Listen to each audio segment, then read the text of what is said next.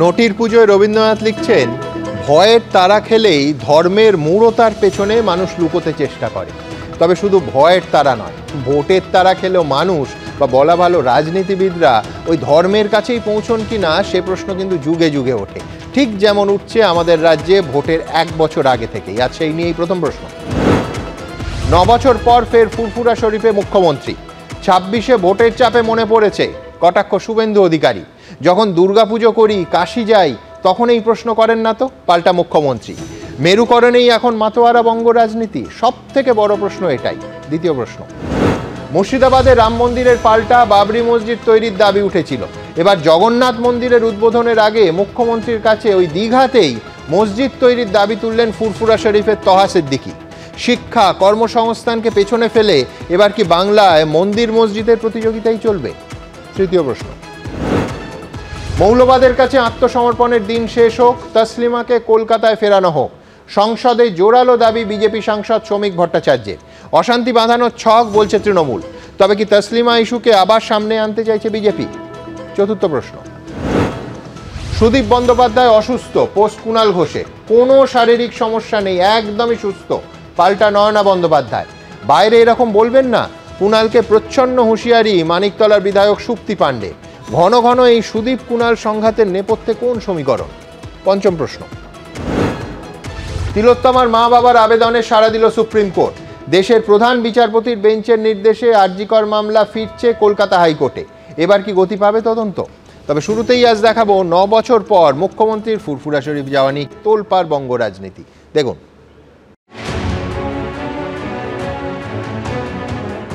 ধর্ম, হিন্দু মুসলমান, মন্দির মসজিদ, 26-এর বিধানসভা ভোটের 1 বছর আগে বঙ্গ রাজনীতিতে ঘুরপাক খাচ্ছে এই শব্দগুলো।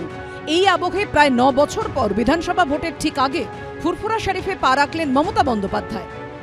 মুসলিমদের কথা ভুলে গেছিলেন, এখন ভোট এসেছে তাই ফুরফুরায় যেতে হবে। আমি যখন কাশী বিশ্বনাথে যাই এই কোয়েশ্চেনটা করেন না। যাচ্ছে, এখন মুসলমান ভোট দরকার, এখন ফুরফুরা কথা মনে পড়ে। এই যে ফুরফুরা শরীফে আসছেন, 2026 সালে বিধানসভা নির্বাচন আছে, স্বাভাবিকভাবে এখানে রাজনীতি আছে। মুখ্যমন্ত্রীর ফুরফুরায় ইফতার করতে যাওয়ার দিনই ঝুলি থেকে তসলিমা তাস বের করল বিজেপি। তসলিমা নাসরিন কলকাতায় ফিরে আসতে চান, বাংলায় কথা বলতে চান, বাংলায় কবিতা লিখতে চান, বাংলায় সাহিত্য সৃষ্টি করতে চান। আবহাওয়া তৈরি করছে এরা হিন্দু মুসলমানের ঝগড়া লাগানোর জন্য। শোকজ হয়ে তৃণমূলের ভরতপুরের বিধায়ক হুমায়ুন কবির অত্যন্ত কৌশলে বারবার বলে যাচ্ছেন দলের চেয়েও ওপরে জাতি, অর্থাৎ বোঝাতে চাইছেন সবার ওপরে তাঁর ধর্ম। আমার কাছে আমার দল আগে না, আগে আমার জাতি সত্তা। আরএসএস এর জমিটা মমতা তৈরি করে দিয়েছে ভালো করে চাষ করে। এর মধ্যে আবার জেলায় জেলায় বিজেপির দেওয়াল লিখন ও স্পষ্ট হিন্দুত্বের বার্তা। অর্ণব মুখোপাধ্যায়, উজ্জ্বল মুখোপাধ্যায় ও রাজীব চৌধুরীর রিপোর্ট, এবিপি আনন্দ। পশ্চিমবঙ্গের সঙ্গে যোগী রাজ্য উত্তরপ্রদেশের তফাৎ কতটা?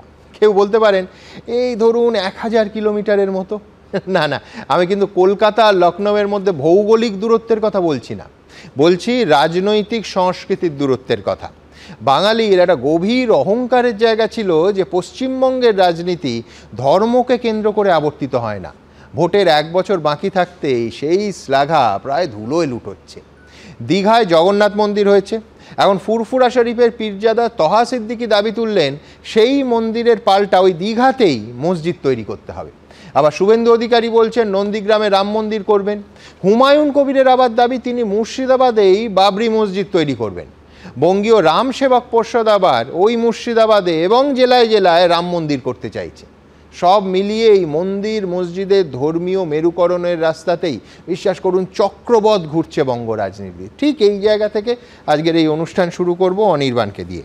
আমি বলছি এ তো প্রতিযোগিতা। 21 শতাব্দীতে প্রতিযোগিতা হচ্ছে মন্দির আর মসজিদ নিয়ে, কে কটা মন্দির তৈরি করবে আর কে কটা মসজিদ তৈরি করবে। আমি বলছি লড়াই হোক, প্রতিযোগিতা হোক, স্কুল, কলেজ, কলকারখানা, স্বাস্থ্যকেন্দ্র, হাসপাতাল, কে কটা বেশি করতে পারে।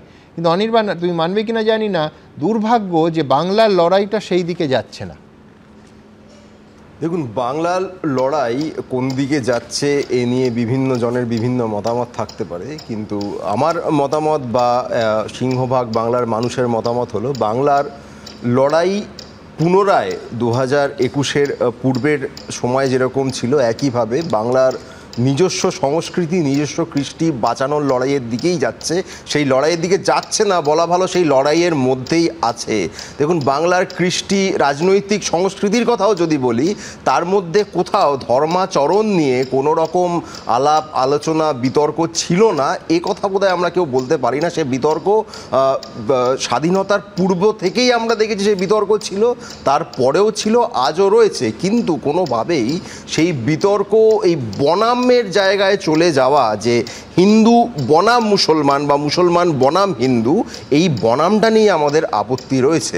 ধর্মাচরণ এবং রাষ্ট্রের সম্পর্ক কি হবে এই নিয়ে বিতর্ক কিন্তু খুব নতুন নয়, বাংলা স্পেসিফিকও নয়, এমনকি ভারতবর্ষ স্পেসিফিকও নয়, গোটা দুনিয়ায় ইনফ্যাক্ট এইটা নিয়ে বহু চর্চা বহু বিতর্ক হয়েছে। সে কমিউনিস্ট সোভিয়েত রাশিয়াতে বলুন বা নন কমিউনিস্ট বিভিন্ন রাষ্ট্র বলুন, এই বিতর্ক রয়েছে, ছিল, আছে, সেটা হয়তো থাকবেও।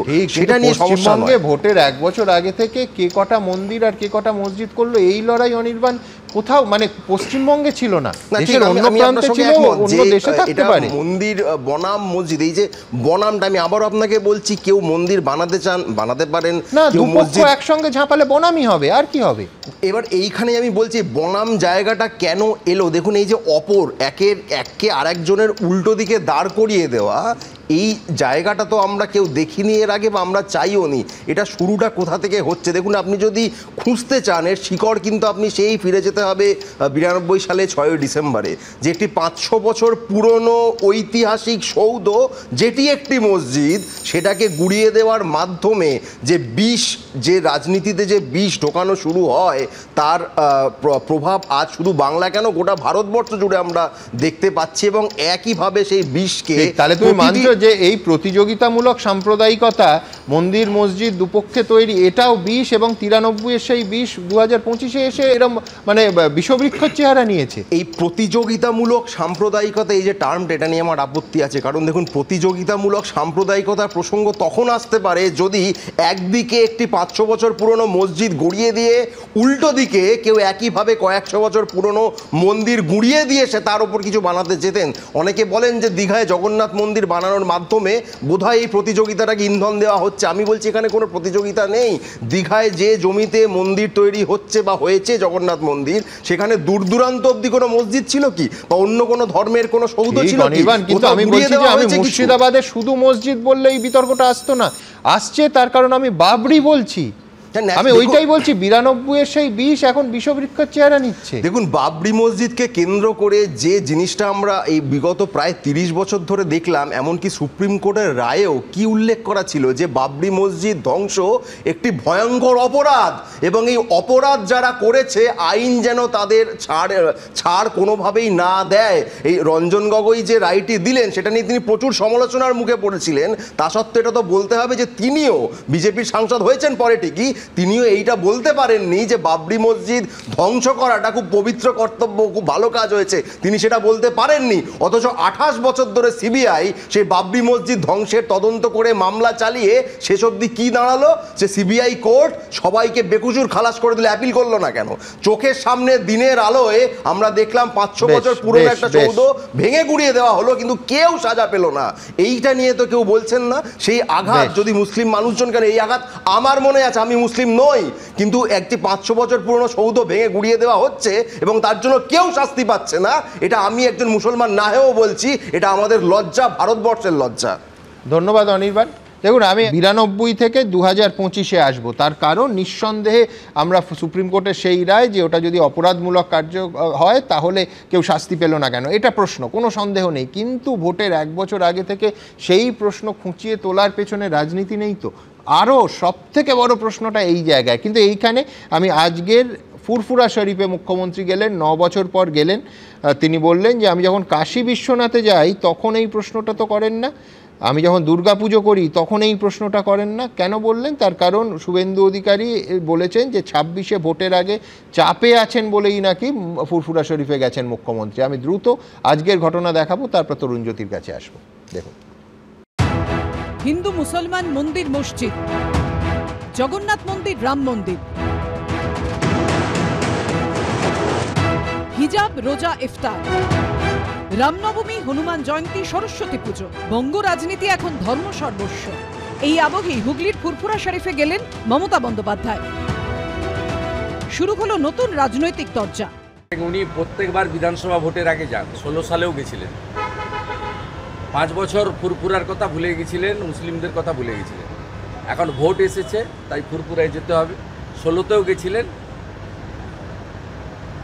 আবার 26-এ ভোট আসছে, চাপে আছেন। পশ্চিমবাংলার হিন্দু ভোটার যারা তৃণমূলকে ভোট দেন, তারা একটু আজকে টিভির দিকে নজর রাখবেন। 2015 সালের 18ই ডিসেম্বর 2016 বিধানসভা ভোটের আগে ফুরফুরা শরীফে গিয়েছিলেন মমতা বন্দ্যোপাধ্যায়। মাঝে কেটে গেছে 9 বছর, ফের একবার সেখানে মুখ্যমন্ত্রী। খারাপ লাগে এটাই, কমেন্টস করেছে এটা কি ভোটের সমীকরণ? আমি যখন কাশী বিশ্বনাথে যাই এই কোয়েশ্চেনটা করেন না? আমি যখন দুর্গাপুজো করি তখন তো কোয়েশ্চেন করেন না? জেনে রাখুন, আমি খ্রিস্টানদের ফেস্টিভ্যালেও যাই, আমি ঈদ মোবারকেও যাই, আমি ইফতার নিজে করি এবং রোজাতেও যাই, ইফতারেও যাই, ঈদেও যাই। বাঁচতে গেলে, লড়তে গেলে, জিততে গেলে, তাই করতে পারে। মমতার পক্ষে সবকিছু করা সম্ভব। ফুরফুরা শরীফের সোমবারের অনুষ্ঠান ঘিরে আবার বিস্ফোরক মন্তব্য করেছেন পীরজাদা তোহা সিদ্দিকী। ওখানে গিয়েছিল খুব জোরের 19 থেকে 20 জন ব্যক্তি গিয়েছিলেন, আর বাকি যারা ছিল তাদের ঘরে ড্যামি পীরজাদা বানানো হয়েছে। আমি নিজে দেখেছি, সিট ফাঁকা ছিল। যখন ফাঁকা আছে, পশ্চিমবাংলার মুখ্যমন্ত্রীর চোখ তো মারাত্মক চোখ, ওই চোখটাকে আড়াল দেওয়ার জন্য কিছু প্রশাসনের মানুষ আমি দেখেছি লক্ষ্য করে, তারা লাইন দিয়ে সব ঢুকাচ্ছে ওই সিটগুলোকে ভর্তি করে মমতা ব্যানার্জিকে দেখাবে ইনারা সব পীর সাহেব পীরজাদা। ফুরফুরা শরীফের অনুষ্ঠান ঘিরে কি তাহলে তৃণমূলের অস্বস্তি বাড়ল? অর্ণব মুখোপাধ্যায়, সোমনাথ মিত্র, জয়ন্ত পালের রিপোর্ট, এবিপি আনন্দ। দেখুন, কেন প্রতিযোগিতামূলক সাম্প্রদায়িকতা বললাম। আলাদাভাবে মসজিদ এবং মন্দির তৈরি হলে কারুর কিচ্ছু বলার নেই, কেন একাধিক হোক। কিন্তু আমি বলছি যে পাল্টা একই জায়গায় পাশাপাশি উত্তেজনা তৈরি করা, এইটা কোনো সুস্থ মস্তিষ্কের মানুষ কি সমর্থন করবেন? মুখ্যমন্ত্রী ইতিমধ্যে ঘোষণা করেছেন যে অক্ষয় তৃতীয়ায় দীঘায় জগন্নাথ মন্দিরের উদ্বোধন হবে। সেই দীঘাতেই মসজিদ তৈরির দাবি জানালেন তোহা সিদ্দিকী। নন্দীগ্রামে রাম মন্দির তৈরির ঘোষণা করেছেন শুভেন্দু অধিকারী। একদম পাশাপাশি দেখাবো।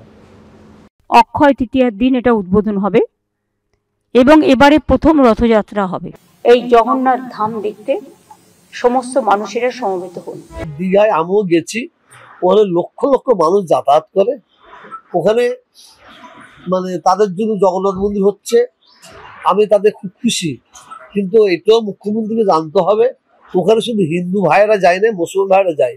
তো তাদের জন্য একটা মসজিদ কিভাবে করা যাবে, কোন প্রসেসে করা যাবে, ওয়াকফ বোর্ডের আন্ডার দিয়ে করা যাবে কিনা, এটা ওনাকে চিন্তা ভাবনা করার জন্য বলতে পারবো। 6 এপ্রিল রামনবমীর দিন নন্দীগ্রামের দক্ষিণ প্রান্ত সোনাচূড়াতে 3.5 বিঘার জমিতে রাম মন্দিরের নির্মাণ শুরু হচ্ছে।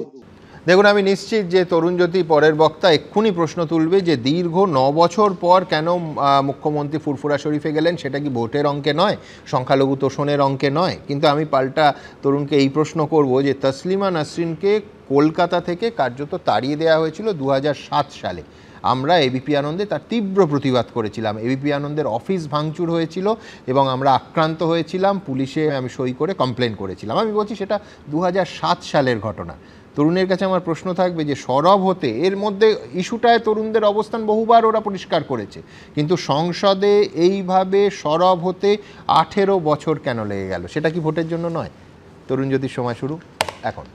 সুমনদা, প্রথম কোশ্চেন যেটা ছিল যে মমতা বন্দ্যোপাধ্যায় কেন ফুরফুরায় যাচ্ছে, তা নিয়ে নাকি আমার প্রশ্ন থাকতে পারে। আমি পরিষ্কার বলতে দিচ্ছি, আমার কোনো প্রশ্ন নেই। একটা মানুষ তার যে ধর্মে তিনি বিশ্বাস করেন, সে ধর্মীয় স্থানে যাবেন, সেটা নিয়ে আমার সংশয় কেন থাকবে বলুন তো? মমতা বন্দ্যোপাধ্যায় এটা ক্লাসিক এক্সাম্পল। তার পলিটিক্যাল হিস্ট্রি যদি আমরা দেখি, তার ফার্স্ট ইলেকশন মনে করো, ফার্স্ট ইলেকশন দেশের প্রধানমন্ত্রী যখন মিডল ইস্টে গিয়ে মসজিদে দেন, একই কথা বলবে? প্রধানমন্ত্রী কি টুপি পরে যান, স্কাল ক্যাপ পরে যান? কি যান না তো। মমতা বন্দ্যোপাধ্যায়কে হিজাব কেন পড়তে হয়? তিনি তো মমতা বন্দ্যোপাধ্যায়, তিনি বলেন তিনি ব্রাহ্মণ কন্যা। আমি যে কোনো ধর্মীয় স্থানে যেতে পারি, মমতা বন্দ্যোপাধ্যায়কে হিজাব পরে কেন যেতে হচ্ছে? কাকে প্রমাণ দিতে হচ্ছে যে না আমি তোমাদের লোক? রেড রোডে দাঁড়িয়ে কে বলে আমি কাফের নই, কাফেরদের সাথে লড়তে হবে? কাফের মানে কি সুমনদা? রেড রোডে স্যার আছেন, উনি বলবেন আমি একটু কম বুঝি, ওই টার্মটাও কম বুঝি। লা ইলাহা ইল্লাল্লাহ, what does it mean? There is no god except Allah. কে বলে? আমাদের মুখ্যমন্ত্রী বলে। কোনো ইসলামিক মুসলিম স্কলার বলতো, ধর্মগুরু বলতো, আমি মেনে নিতাম। তো মুখ্যমন্ত্রী বলে। আমি যেখানে বলছিলাম, আমি আসি সুমনদা, মমতা বন্দ্যোপাধ্যায়ের ক্লাসিক এক্সাম্পল, তার পলিটিক্যাল হিস্ট্রিটা পড়া উচিত। তার ফার্স্ট ইলেকশন মনে করো, ফার্স্ট ইলেকশন তিনি সোমনাথ চট্টোপাধ্যায়কে হারিয়েছিলেন। সেদিনকে তিনি বুঝেছিলেন যে Muslim can be a vote bank in West Bengal. যে মুসলিম এরিয়াতে মানুষ ঝুঁকতো না, যাদবপুর কনস্টিটুয়েন্সি, সেখানে উনি গেলেন, তাদেরকে বললেন আমি তোমাদের লোক। আস্তে আস্তে টাইম পার হতে আরম্ভ করলো। তারপর একের পর এক সব সংগঠন আগলে আসা শুরু করলো। আমি দেখলাম বাংলায় তো এই প্রবলেমটা ছিল না। অনির্বাণ অনেকগুলো কথা বললো, সেই বাবরি অনেক জায়গায় চলে গেলো, 500 বছর চলে গেলো, তাহলে আমাকে আবার মালদার আদিনাথ মন্দিরে ফিরতে হয়। আমি ফিরছি না, এখন বিষয় নয় ওটা দিও। মনে করাতে হয় মমতা বন্দ্যোপাধ্যায় ক্ষমতায় আসার ঠিক পরের বছরই পশ্চিমবঙ্গে দুর্গাপূজার বিসর্জনটা বন্ধ হয়ে গেল। কেন হলো? মহরমের জন্য বিসর্জনটা হবে না। কেন হবে না সুমনদা? মহরম তো সাধারণত দুপুরবেলা হয়, বিসর্জন সন্ধ্যাবেলা হয়, অসুবিধা কী ছিল? দুর্গাপুজোর জন্য অনুমতির জন্য প্রতি বছর তোমাদের দর্শককে, তোমাকেও আমি ইনভাইট করে যাচ্ছি, তোমার রিপোর্টাররা থাকে, কলকাতা হাইকোর্টে একটু আসো। কলকাতা হাইকোর্টে দেখবে প্রত্যেক বছর কয়েকশো মামলা ফাইল হচ্ছে দুর্গাপূজার পারমিশন চেয়ে। কটা ইসলামিক তাজিয়া বের করতে পারমিশন লাগে সুমনদা? কোর্টে আসতে হয়। আমার প্রশ্ন থাকবে, জাস্টিস দীপঙ্কর দত্ত ক্যালকাটা হাইকোর্টে ছিলেন, শস্ত্র পুজো নিয়ে একটা মামলা হয়েছে কলকাতা হাইকোর্টে, সেখানে পরিষ্কার লেখা আছে, উনি প্রশ্ন করেছিলেন যে তাজিয়া বেরোনোর সময় কতগুলো পারমিশন লাগে, কতগুলো নেওয়া হয়। রাজ্য সরকার চুপ ছিল, কারণ পারমিশন নেওয়া হয় না। হিন্দুদের ধর্মীয় অনুষ্ঠানের প্রসেশন বের করতে পারমিশন কেন লাগবে? আমি মনে করতাম যে মমতা বন্দ্যোপাধ্যায় একদম অন্য কিছু, এরকম আমি যে ভাবছি ভুল, আমি মেনে নিতাম যদি না মমতা বন্দ্যোপাধ্যায় বলতেন হ্যাঁ আমি তো মুসলিম তোষণ করি, যে গরু দুধ দেয় তার লাথি খাওয়া ভালো। মমতা বন্দ্যোপাধ্যায়ের গরু, তিনি লাথি খাক, আমার কোনো আপত্তি নেই। তার গুঁতোটা আমরা কেন খাবো সুমনদা? হুমায়ুন কবির আজকের দিনে খুব একটা ভালো কাজ করেছেন, আমি বলবো উনি আয়না দেখিয়েছেন, ধন্যবাদ ওনাকে জানাই, মন থেকে হৃদয়ের অন্তঃস্থল থেকে ওনাকে ধন্যবাদ জানাই। তিনি একটা কথা বলেছেন, কথাগুলো খুব ইম্পর্টেন্ট। তিনি বলেছেন যে ভোটের সময় হিন্দুরা পান্তা ভাত খেয়ে ঘুমায় আর আমরা ভোটটা করাই মুড়ি ঘুগনি খেয়ে, আমার ছেলেরা মুসলিমরা। বলেছেন আজকে তিনি একটা কথা বলেছেন, সেটাও ইম্পর্টেন্ট। তিনি বলেছেন হিন্দু এলাকায় ভোটের সংখ্যা দেখুন, আরটিআই করে দেখতে বলেছে, 50 থেকে 60% ক্রস করে না, কিন্তু মুসলিম এলাকায় সেটা 90% যায়। কেন যায় সমাধান? আমরা লাস্ট কথা বলবো, এটা হিস্ট্রি দেয় না, গোয়েবলস ট্রুথ। একটা মিথ্যেকে বারবার বললে সে সত্যি হয়ে যায়। যে অনির্বাণ আমার ভাই সেটাই করলো, গোয়েবলস ট্রুথের এক্সাম্পলটা রাখলো। কীরকম? উনি বারবার বলে রঞ্জন গগৈ বিজেপির এমপি না, রঞ্জন গগৈকে বিজেপি নমিনেট করেনি, প্রেসিডেন্সিয়াল ক্যান্ডিডেট হিসাবে তিনি নমিনেশন পেয়েছিলেন, বিজেপির এমপি বলে দাগিয়ে দেওয়া। ভাই যখন বললো বাবরি মসজিদে বুকে ব্যথায় ফেটে যায় ভাইয়ের, পুরো একটু ব্যথা ফাটুক না, মালদা তো বাবরি যেতে হবে না, আদিনাথ যাক, যেটাকে আদিনা বলে এখনো গেলে বয়ে যায়, প্রত্যেকটা ওয়াল চিল্লে চিল্লে বলে। আমি এখানে মাথায় হিজাব ইত্যাদি পরা নিয়ে অনেক কথা হচ্ছিল। এখন যে শুভেন্দু অধিকারীকে আমাদের তরুণ নেতা হিসেবে মানে 2020 সালের আগে যে কোনো ছবি তুলে নিয়ে ইফতারে যাওয়া শুভেন্দু অধিকারী কীভাবে গেছে একটু দেখুক। যদি শুভেন্দু অধিকারী সেই সময় কি তাহলে মুসলমান হয়ে গেছিল? মাথায় যদি কাপড় ঢেকে যাওয়ার যদি কোনো নিয়ম থেকে থাকে, যদি সেরকম কোনো রীতি থেকে থাকে, তিনি গেছেন, তাতে অসুবিধাটা কোথায়? যখন চার্চে যান তখন সেখানে মোমবাতি জ্বালানোটা রীতি আছে বলে আমি জানি, সেটা যদি কেউ জ্বালান তাতে অসুবিধাটা কোথায়?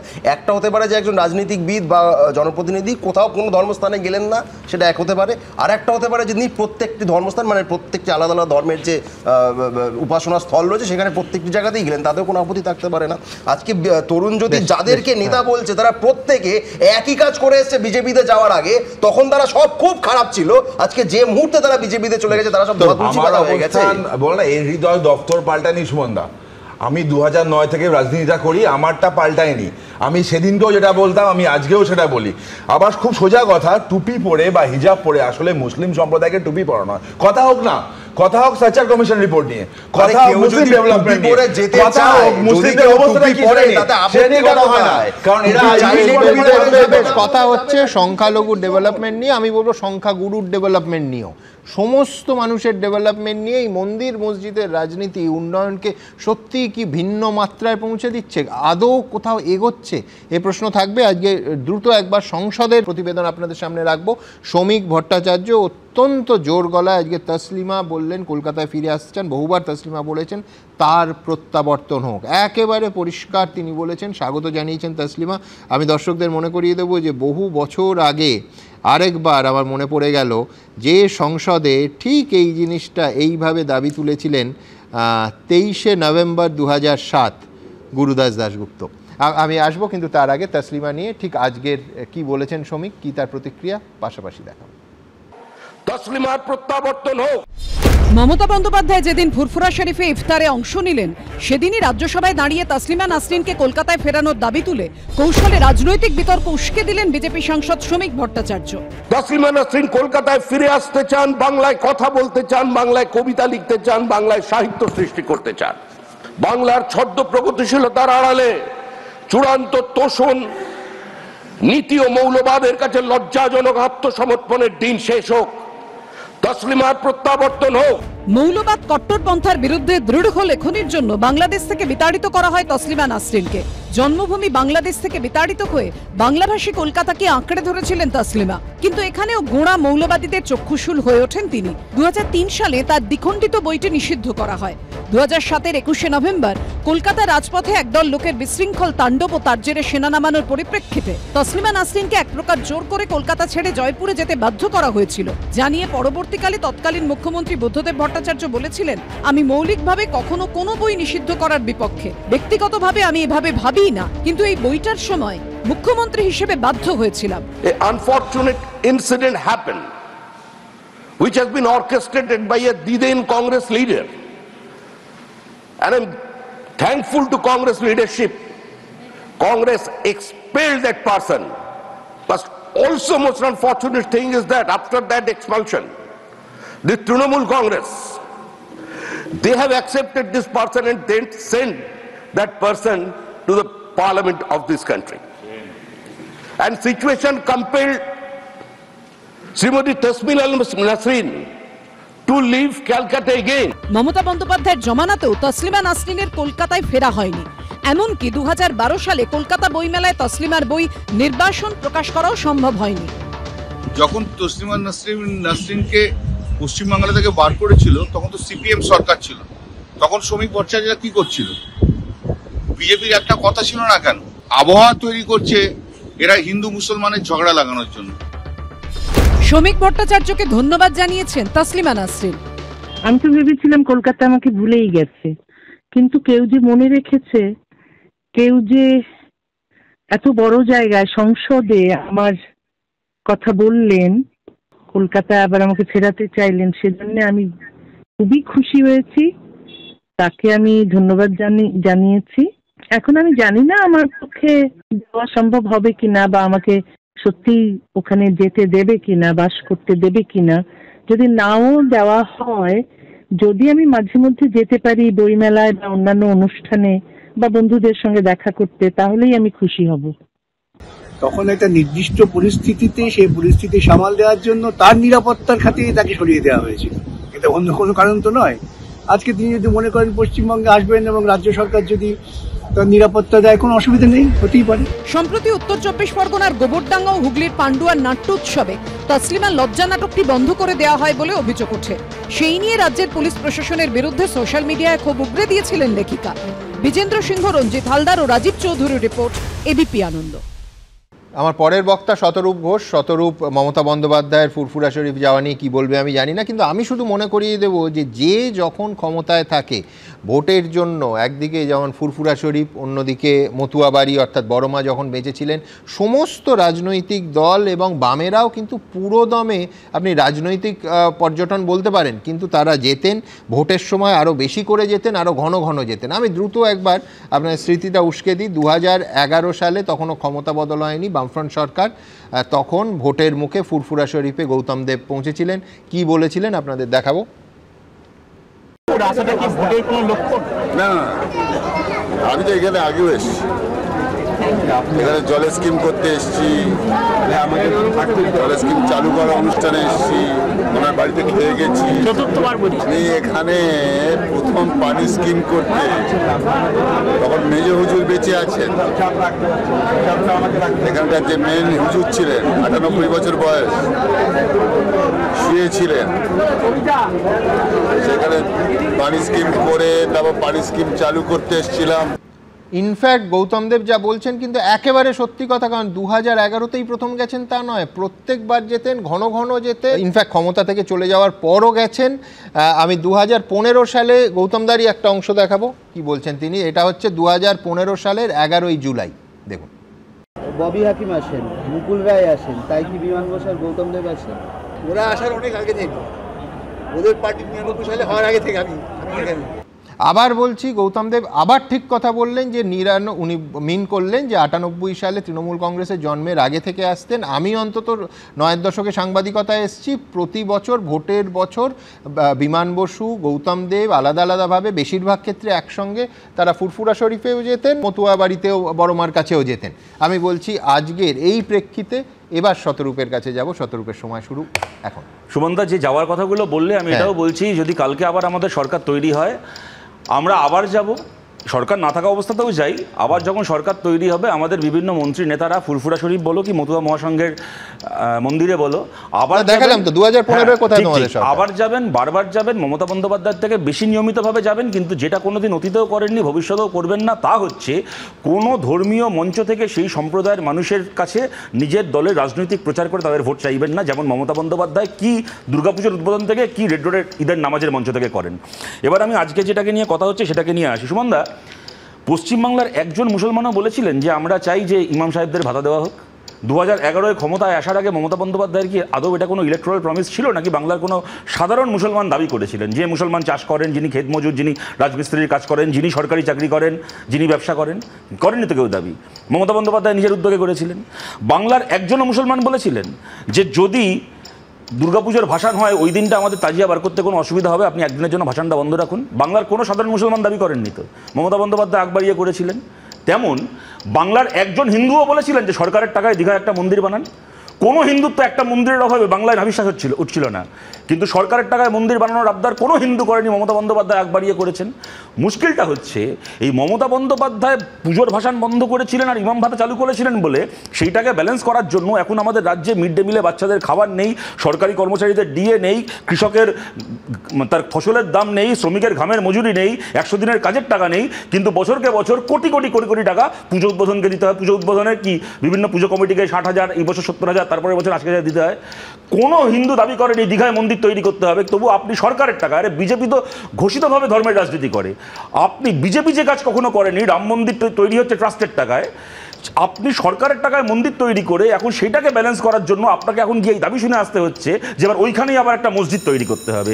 মমতা বন্দ্যোপাধ্যায়, কিন্তু আমি বলছি সংখ্যালঘুদের অবস্থা সাচার কমিটির রিপোর্ট তুলে ধরেছিল যে বামফ্রন্ট আমলে কি অবস্থা আছে। তাহলে এইবার সাচার কমিটির রিপোর্টের পরে একটা শ্বেতপত্র প্রকাশিত হোক না। 14 বছর এত ভালো সরকার চলার পরে সরকারি চাকরিতে কজন সংখ্যালঘু মানুষের নতুন করে চাকরি হলো গত 14 বছরে, ভেরি গুড, হোক সাচার নিয়ে আলোচনা, তাই তো হওয়া উচিত মন্দির মসজিদের প্রতিযোগিতার বদলে।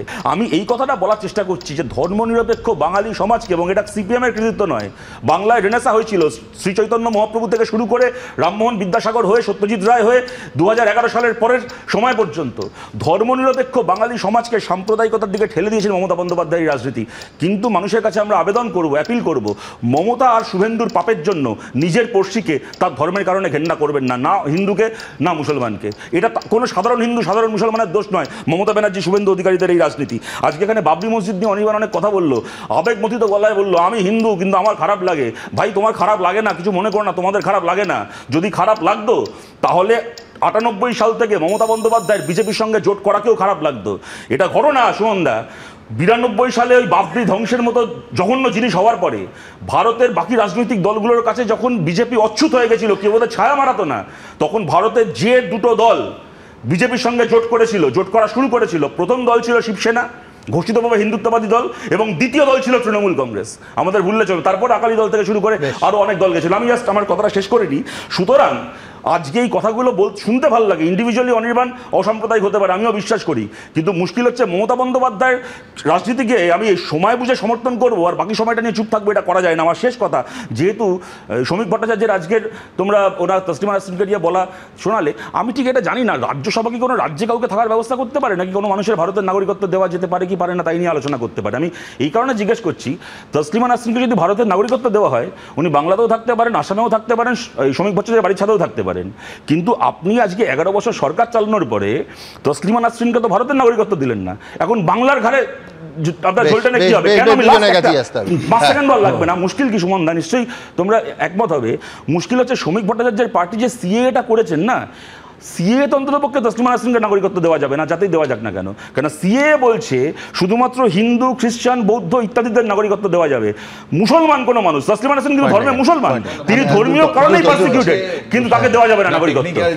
বিষয় সতর্কতা না জানাটাই স্বাভাবিক। তসলিমা নাসরিনের নাগরিকত্বের জন্য সিএ 2019 দরকার নেই, উনি অ্যাপ্লাই করলে সিটিজেনশিপ অ্যাক্ট আগের অ্যাক্টে উনি পেয়ে যেতেন।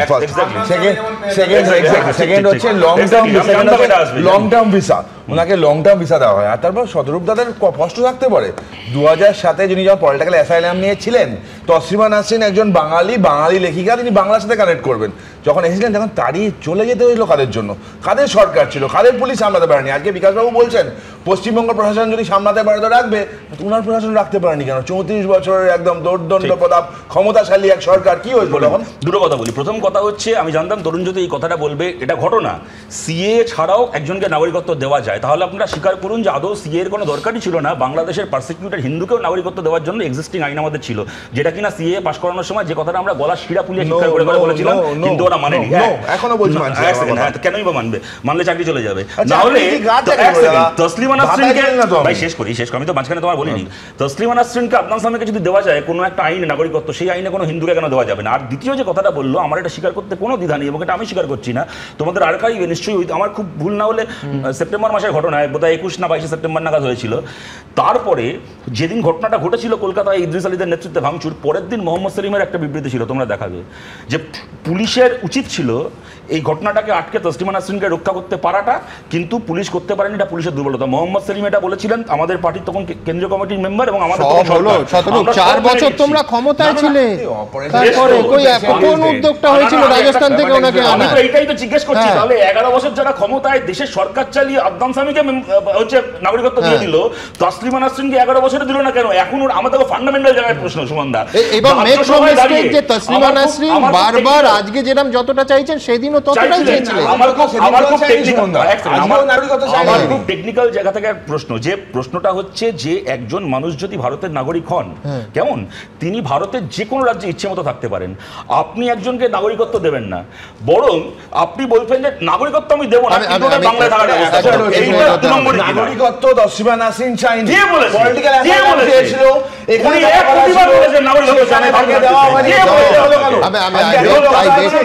আমি বলছি মেন ইন ব্ল্যাক দুজনেই কালো পরে এসছে, অনন্তকাল মেন ইন ব্ল্যাক তারা চালাতে পারেন তাদের আলোচনা।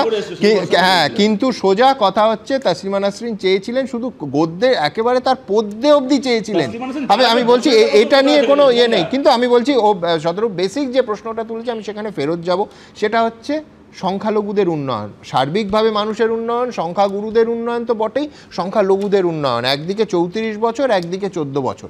আচ্ছা, যে বিতর্ক এখন মাথাচাড়া দিয়েছে তাতে আদৌ কোনো সম্প্রদায়ের কারোর উন্নয়ন হয়? সাচার কমিটি কিংবা রঙ্গনাথ কমিশন রিপোর্ট দেখুন, সংখ্যালঘু ভাই বোনেদের সমাজের মূল সমস্যা হচ্ছে শিক্ষাক্ষেত্রে এবং কর্মসংস্থানের ক্ষেত্রে মুসলিম ভাই বোনেরা ক্রমশ পিছিয়ে পড়ছে। আমার পরিষ্কার প্রশ্ন, ধরে নিন দীঘায় মসজিদ হলো, আমি বলছি মুসলিম ভাই বোনেদের সেই সমস্যার, অর্থাৎ শিক্ষাক্ষেত্রে সমস্যা, কর্মসংস্থান, চাকরির ক্ষেত্রে সমস্যার কিছুটা সমাধান হবে? কোথাও সমাধান হবে?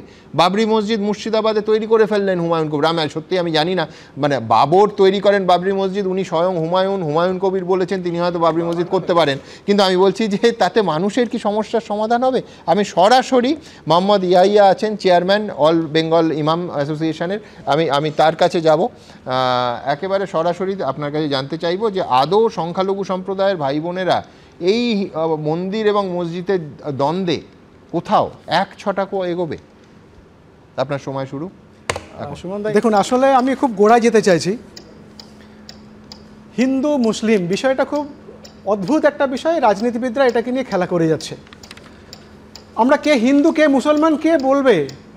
আমি যদি সুমনদার পরিবারে জন্মাতাম, আমি যদি তরুণজ্যোতির পরিবারে জন্মাতাম, তা আমার নাম তরুণজ্যোতি তিওয়ারি হতো, আমার নাম মোহাম্মদ ইয়াহিয়া হতো না। আর তরুণজ্যোতি তিওয়ারি যদি আমার পরিবারে জন্মাতো, তাহলে ওনার নাম মোহাম্মদ ইয়াহিয়া হতো, তরুণজ্যোতি তিওয়ারি হতো না। হিন্দু মুসলিম কারা করে? এই সমস্ত রাজনীতিবিদরা। যারা খুব পরিষ্কার করে বলেছি, সুমনদা আপনার এই মঞ্চে এসেও বলেছি, একমাত্র শয়তান রাজনীতিবিদরা ছাড়া এই হিন্দু মুসলিম কেউ কখনো করে না। আজ থেকে 100 বছর আগে নজরুল ইসলাম মন্দির মসজিদ কাব্যে যে ঘটনাটা লিখে গেছেন, এটা আপনিও জানেন, আপনি পড়েছেন, যে যখন হিন্দু মুসলিম দিয়ে লড়িয়ে দেওয়া হয়, এই শয়তান রাজনীতিবিদরা যখন হিন্দু মুসলমান করে দুটো সম্প্রদায়কে লড়িয়ে দেয়, যখন আমাদের পরিবারের সন্তানরা মারা যায়, তখন আমাদের পরিবারের লস হয়, ওদের কোনো লস হয় না। আমার কাছে এখানে রেকর্ড আছে, পুরোপুরি বলতে পারে আপনাকে। যারা এখানে হিন্দু মুসলিম করে যাচ্ছেন, অশোক সিংঘালের মেয়ে সীমা সিংঘাল, মুরলী মনোহর যোশীর মেয়ে শাহনওয়াজ হুসাইন তার স্বামী, লালকৃষ্ণ আদবানির মেয়ে, লালকৃষ্ণ আদবানির ভাইজি, সুব্রমণ্যম স্বামীর মেয়ে, বালাসাহেব ঠাকরের মেয়ে, প্রবীণ তাগরিয়ার মেয়ে, মোহন ভাগবতের ভাইজি, কত বলবো, নামে তো লিস্ট শেষ হয় না। তারা নিজেরা তাদের পরিবারের একটা করে সুন্দর জামাই করে নিয়ে এসেছেন মুসলমানদের, আর সাধারণ মানুষকে হিন্দু মুসলিমে লড়িয়ে দেন। লজ্জা করে না? অন্যের মায়ের কোল খালি করার জন্য আপনারা আপনাদের রাজনীতি করেন। আপনাদের লজ্জা করা দরকার। যখন হিন্দু মন্দির আর মুসলিম মসজিদ আক্রমণ হয়, তখন এই মসজিদ থেকে আল্লাহ এসে আপনার পরিবারের সন্তানকে রক্ষা করতে আসে না, আর হিন্দু পরিবারের ওই হিন্দু মন্দির থেকে ভগবান এসে আপনার পরিবারের সন্তানকে রক্ষা করতে আসে না। ভাবা দরকার। আপনারা যারা এবিপি আনন্দের স্টুডিওর প্রোগ্রামটা দেখছেন, পশ্চিমবাংলার সমস্ত মা বোন ভাই বোনদের কাছে আমার করজোরে নিবেদন, দয়া করে নিজের কমন সেন্সটুকুকে দয়া করে কাজে লাগান, কমন সেন্সটুকু কাজে লাগান। আপনার পরিবারের সন্তান যখন হত্যা হবে, আপনার পরিবারে নষ্ট হবে, আপনার পরিবার ক্ষতিগ্রস্ত হবে। এই রাজনীতিবিদগুলো আজকে 2019-এর সুহন্ত অধিকারী হোক বা মোহাম্মদ আলী জিন্না হোক, তারা নিজেদের আখের গোছানোর পরিবর্তে শুধুমাত্র আখের গোছানোর জন্য আপনার পরিবারের দেহ লাশ চাই। আপনি হুমায়ুন কবিরের মন্তব্যটা আপনি কি চোখে দেখেন? নিচ্ছি, তারা আপনার পরিবারের শুধু লাশ চায়, তাদের অন্য কোনো রকমের প্রয়োজন নেই, সে যে কবি হোক, যেই হোক না কেন। আমার পরিষ্কার কথা হচ্ছে, হিন্দু মুসলিম যারা করেন, হিন্দু মুসলিম যারা করাতে পছন্দ করেন, তারা হিন্দুদেরও ভালো চান না, মুসলমানেরও ভালো চান না। সে দীঘা মন্দির হোক, রাম মন্দির হোক, যাই হোক না কেন। দ্বিতীয় প্রশ্ন হচ্ছে, মন্দির মসজিদ নিয়ে খুব পরিষ্কার করে বলছি, রাম মন্দির হলে নাকি ভারতবর্ষে হাসপাতালে দরকার পড়বে না বলেছিলেন, তাকে হাসপাতালে গিয়ে মৃত্যুবরণ করতে হয়েছিল।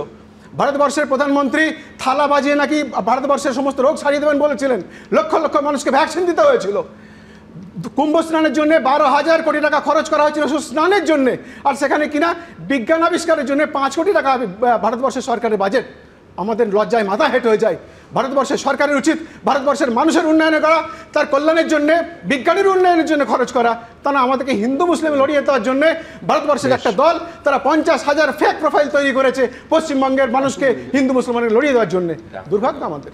কিন্তু আপনি একটা দলেরই দায় বলছেন, উল্টো দিকের কোনো দায় নেই। কোনো দলের নাম করিনি সুমন্ত, আমি না, আমি বলছি, আমি একটা না একাধিক দল, প্রত্যেকের কথা যেমন আপনি একটা চমৎকার শব্দবন্ধ ব্যবহার করেছেন, শয়তান রাজনীতিবিদ, কারুর কিচ্ছু বলার নেই, যে কোনো দলেরই হতে পারেন। আমি ঠিক এখানে আমি জানি প্রত্যেকের কাছে আসবো, কিন্তু তার আগে মন্দির মসজিদ প্রসঙ্গে কাজী নজরুল ইসলাম লিখছেন, ধর্মলড়ায় রক্তাক্ত মানুষ কোনোদিন আশ্রয় পায়নি মন্দির মসজিদের দালানে, যন্ত্রণা কাতর মানুষকে রাস্তায় ফেলে কেটে পড়েছে ধর্মের পাহারাদাররা। আবার রাজবন্দির জবানবন্দিতে তিনি লিখছেন, রাজার পক্ষ যারা নেয় তার লক্ষ্য স্বার্থ, আর মানবতার পক্ষে যারা থাকেন তাদের লক্ষ্য সত্য। কোনো সন্দেহ নেই। কিন্তু এইখান থেকে আমার পরবর্তী বক্তার কাছে আমি আসব, এবং অবশ্যই ইয়াহিয়া সাহেবের কাছে আমার প্রশ্ন থাকবে যে যখন ওই রকম একটা ভাগীরথীতে কেটে ফেলে দেয়া এবং 70-30-এর মন্তব্য, সেইটা তারা কোন চোখে দেখেন এবং কতটা প্রতিবাদ করেছিলেন? একটা দল নাকি ভারতবর্ষের একাধিক দল? আসলে একটা মেরুর রাজনীতিতে হিংসা ঢুকলে আরেকটা মেরু ঠিক ততটা শক্তিশালী হয়, সংঘাত বাড়ে। এবং ওনার সঙ্গে একটা জায়গায় আমি একমত, সাধারণ মানুষের, দুই ধর্মেরই অথবা একাধিক ধর্মেরই সাধারণ মানুষের প্রাণ যায়। ঠিক এই জায়গা থেকে দেবাশিস চৌধুরীর কাছে আসবো। আমাদের দেখুন, ছোটোবেলায় বিভিন্ন দেয়াল লিখন লেখা হতো হিন্দু মুসলমান ভাই ভাই। গত 48 ঘন্টায় বিভিন্ন জায়গায় দেয়াল লিখন এবং ফ্লেক্সে, প্রথমে বাঁকুড়া দেখলাম, তারপর চুঁচুড়ায় দেখলাম, এখন তো বহু জেলায় ছড়িয়ে পড়েছে হিন্দু হিন্দু ভাই ভাই, 26-এ এবার বিজেপি চাই। অবশ্যই দেবাশিসদের কাছে আমার প্রশ্ন থাকবে যে 26-এ, তর্কের খাতিরে আমি ধরছি, বিজেপির এই স্লোগানে যা প্রত্যাশিত যে বিজেপির সরকার এলো, আমি বলছি তাহলে 30% মুসলিম ভাই বোনেদের সরকার সেটা হবে না? আমরা তো জানি সরকার সবার হওয়ার কথা। দেবাশিসদার সময় শুরু এখন। দেখুন, এখানে কিছু পরিসংখ্যান নিয়ে কথা হওয়া উচিত, কারণ অনেক এখানে ইমোশনাল কথাবার্তা হয়ে গেছে। লাস্ট 2024-এ পশ্চিমবঙ্গে প্রায় 7,20,00,000 ভোটার আছে, 7.2 crores। তো এখানে 7 কোটি ধরি, আপনি 30% বললে 27, 28 বা 30% যদি সংখ্যালঘু হয়, তাহলে 7 কোটির মধ্যে 2 কোটি হচ্ছে মুসলিম ভোটার আর 5 কোটি হচ্ছে হিন্দু ভোটার। এটা পরিসংখ্যান বলছে। এবং 2024-এ যে ব্যবধান ছিল ruling party and main opposition party TMC আর বিজেপির মধ্যে, তার ব্যবধান ছিল প্রায় 70-80 লাখের মতন। অর্থাৎ 2,90,00,000 মতন টিএমসি ভোট পেয়েছিল 2024-এ, আর 2,30,00,000 মতন ভোট পেয়েছিল ভারতীয় জনতা পার্টি। এবং ভারতীয় জনতা পার্টি তো সংখ্যালঘু ভোট পায়নি, তাহলে 2,30,00,000 মতন ভোট পেয়েছে, সমস্তটাই হিন্দু ভোট পেয়েছে ভারতীয় জনতা পার্টি। অর্থাৎ 5 কোটি মতন হিন্দু ভোটারের মধ্যে থেকে 2,30,00,000 মতন। অর্থাৎ আপনিও শুভেন্দু অধিকারীর মতো মনে করেন যে সংখ্যালঘু সেল তুলে দেওয়া উচিত? না, অবশ্যই থাকবে। ভারতবর্ষে যখন সংখ্যালঘু আছে, পার্টির মধ্যে সংখ্যালঘু সেল থাকবে, সেটা কোনো বিষয় নয়। ভোটের রাজনীতি অন্য রাজনীতি। এবার সেই জন্যে 5 কোটি হিন্দুর মধ্যে থেকে 2,30,00,000 হিন্দু ভারতীয় জনতা পার্টিকে ভোট দিয়েছে। 2 কোটি যে মুসলিম ভোটার আছে, সংখ্যালঘু ভোটার আছে, তারা 90% ভোট দেয়। এটা আপনিও জানেন, আমিও জানি, এনারাও জানেন। এটা আলোচনাও হয়েছে যে 90% মুসলমানরা ভোট দেয়, হিন্দুদের ভোট পার্সেন্টেজ কম। এবং একচেটিয়া মুসলমানরা, এই 90% মুসলমানরা ভোট দিয়েছে, আর তার মধ্যে 99% মুসলমানরা টিএমসিকে ভোট দিয়েছে। এবার টিএমসি 2,90,00,000 মতন ভোট পেয়েছে, তার মধ্যে 1,90,00,000 বা প্রায় 2 কোটি। পরিসংখ্যান কোথা থেকে পেলেন? এই তো নির্বাচন কমিশনের নয়। পেয়ে যাবেন, আপনি একটু ক্যালকুলেশন করলেই পাবেন। কি করে পাবেন? মানে আমি বলছি আমি শেষ করে নিই, আপনি শেষ করে নিই, আমি ক্যালকুলেশন করে দেখিয়ে দেবো আপনাকে। 2 কোটি মুসলিম ভোটার, তারা 90% ভোট দিচ্ছে। 2,10,00,000 মুসলিম ভোটার 90% ভোট দিচ্ছে, 2 কোটি মুসলিম ভোট দিচ্ছে। 2 কোটি মুসলিম ভোটারের মধ্যে থেকে 90% টিএমসিকে ভোট দিচ্ছে। কেননা আমরা ভোট পার্সেন্টেজ দেখছি, মালদা, মুর্শিদাবাদ, উত্তর দিনাজপুর, কংগ্রেস নিশ্চিহ্ন হচ্ছে। কংগ্রেস নিশ্চিহ্ন হওয়া মানে কংগ্রেসরা মুসলিমদের ভোট পেত উত্তর দিনাজপুর থেকে মুর্শিদাবাদ অব্দি, সে সমস্ত ভোটটা টিএমসিকে ট্রান্সফার হয়েছে। সাহেবরা বলতে পারবে, যেটা পরে হুমায়ুন কবিরের কথার মধ্যে দিয়ে এক্সপ্রেশন পাচ্ছে। আমার স্ট্যাটিস্টিক্সটা হুমায়ুন কবির বলছে। হুমায়ুন কবিরের কথাটা কি? হুমায়ুন কবিরের কথা হচ্ছে, এই সরকার মুসলিমদের ভোটের উপরে সরকারটা তৈরি হয়েছে। কেননা 3টে টিএমসি ভোটারের মধ্যে 2টো টিএমসির ভোটার হচ্ছে সংখ্যালঘু। যদি 3 জন ভোট দিয়ে থাকে টিএমসিকে, তাহলে 2 জন হচ্ছে সংখ্যালঘু, 1 জন হচ্ছে হিন্দু। আর তার মধ্যে পুরো যেটা বলে যাচ্ছেন না পারসেপশন থেকে, কোনো পরিসংখ্যান কি করে আসবে? আমি বলছি হুমায়ুন কবির যে 70-30-এ বলেছেন, সেটা মুর্শিদাবাদের তো জনগণত্ব। হুমায়ুন কবির যেটা বলার চেষ্টা করছেন, সেটা আপনি 90% মুসলমান ভোট দিয়েছে, এটাই বা কোথা থেকে পেলেন? বাবা আপনি চেক করুন না। না, এটা চেক করুন না, কোথা থেকে চেক করব? চেক করুন। আরে আমরা তো ভোট তো করায় কেউ না কেউ ভোট করায়। একটা হিন্দু বুথে কি পার্সেন্টেজ আছে ভোটের, যে বুথে মুসলিম মেজরিটি আছে সেখানে কত পার্সেন্টেজ ভোট? দাদা, এটা আমি বলছি পৃথিবীর কোনো নিয়মে না। আপনি অবভিয়াস বলতে পারেন, আমি সেখানে আপনার সঙ্গে একমত হব, কিন্তু বাম আর কংগ্রেস একটা মুসলিম ভোট পায়নি, পুরোটা তৃণমূল পেয়েছে, এটা কি করে বলছেন? এক মিনিট, এটা 5 বছরের শিশুও জানে পশ্চিমবাংলার যে মুসলিম বুথে ভোট বেশি হয়, হিন্দু ভোটে আবার বললাম, আপনি ওই পার্টে কেউ তো তর্ক করছে না, কিন্তু বাকিটা তো আপনি বললেন বেশি ভোটটা হিন্দু থেকে, সবাই জানে, এটা তো আপনিও বিশ্বাস করবেন। আচ্ছা, হুমায়ুন কবির যেটা বলার চেষ্টা করছেন সেটা হচ্ছে, মুসলিমদের ভোটের উপরে এই সরকার তৈরি হয়েছে। Now we want hour pound of flash. পরিষ্কার কথা বলছেন, বলে আমরা যেই সংখ্যায় ভোট দিয়েছি, যেই সংখ্যাভাবে আমরা ভোট দিই, সেই সংখ্যা অনুপাতে আমরা প্রতিদানটা, রিটার্নটা পাচ্ছি না। এটা হচ্ছে প্লেন পলিটিক্যাল স্ট্যান্ড।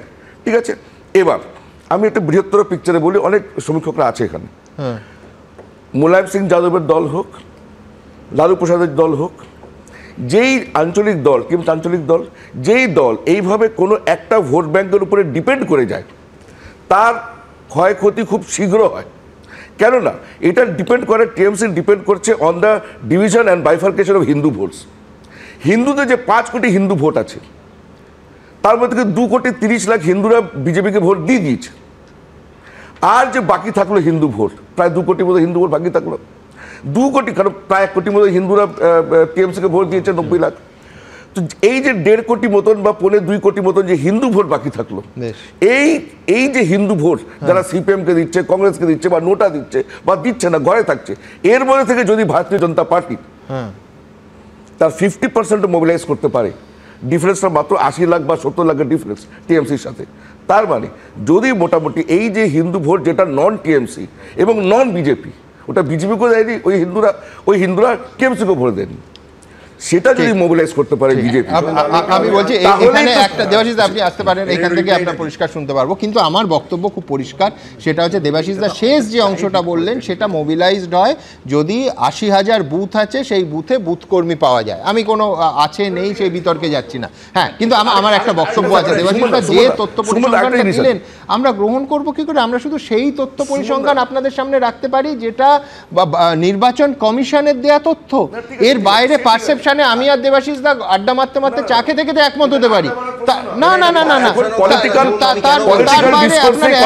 ধরুন আমি দেবাশিস দাকে পাল্টা বলছি যে পশ্চিম মেদিনীপুর, বাঁকুড়া এবং পুরুলিয়া সেইখানে ৮০% ওপর ভোট পড়ে, সেখানে লাস্টবার ৮২-৮৬% ভোট পড়ে একদম। দক্ষিণ চব্বিশ পরগনায় পড়ে না, হ্যাঁ আমি বলছি সেখানে যেটা মুসলিম সম্প্রদায় বেশি ভোট দেয় বলছেন, সেটা বাঁকুড়া, পুরুলিয়া, পশ্চিম মেদিনীপুরে কত শতাংশ মুসলিম? আপনার সময় শেষ হয়ে অতিক্রম হয়ে গেছে, এবার আমি অন্য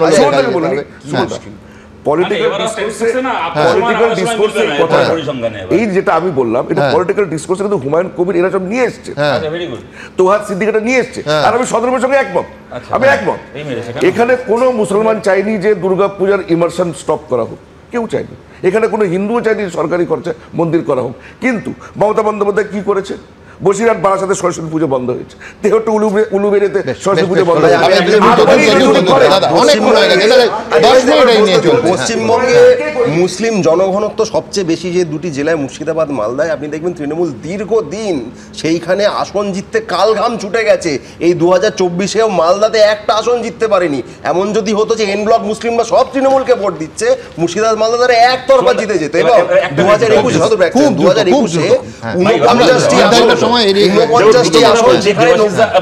দেবাশিস দা সব বললেন, খালি এটাই বুঝলাম না যে ফৈজাবাদ লোকসভা কনস্টিটিউয়েন্সি যাতে 85% হিন্দু পপুলেশন, যার মধ্যে অযোধ্যা, সেখানে কেন বিজেপি হেরে গেল? 2 নম্বর কথা হচ্ছে উনি যেগুলো বলছেন না, আমি বলি সুমনদা, পঞ্চায়েত ভোট আমি কিছুটা মেনে নিচ্ছি যে বিজেপির ভয়ে মুসলমান সম্প্রদায়ের একটা বড় অংশের মানুষ তৃণমূলকে ভোট দিতে বাধ্য হন, এইখানেই আমরা বলছি। সুতরাং বাংলার রাজনীতিতে বিজেপি থাকার ফলে তৃণমূলের ভালো হলো না খারাপ হলো। তবে আপনার সাথে আমি একটা জায়গায় একমত দেবাশিস দা, ডেফিনেটলি বিজেপির মধ্যে সংখ্যালঘু সেল থাকা উচিত, কেননা আপনারা যারা চিরকাল বিজেপি করেন আপনারা তো দলের সংখ্যালঘু, যারা তৃণমূল থেকে বিজেপি থেকে তারা সংখ্যালঘু। এটা ঘটনা যে কিছু শয়তান, আমার কথা শুনে তারপর আমার উত্তর দেবেন, তো কিছু শয়তান রাজনীতিবিদের জন্য হচ্ছে এই ধর্ম নিয়ে রাজনীতি তারা করছেন।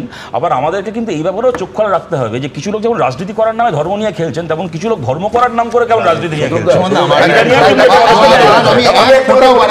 আমার পরের প্রতিবেদন আর কোনো কথা নয় দেবাশিস দা, অনেকক্ষণ বলেছেন। 2005 সালে ডেপুটি স্পিকারের লোকসভার মুখের উপরে কাগজ ছুড়ে বলেছে তৃণমূল কংগ্রেসের নেত্রী মমতা বন্দ্যোপাধ্যায়। কাগজ ছুড়ে বলেছিলেন আপনারা বর্ডার খুলে অনুপ্রবেশকারী সংখ্যালঘুদের ঢুকিয়ে আমরা ভোটার লিস্ট চেঞ্জ করে অনুপ্রবেশকারী সংখ্যালঘু বোকার মতো কথা বলছেন।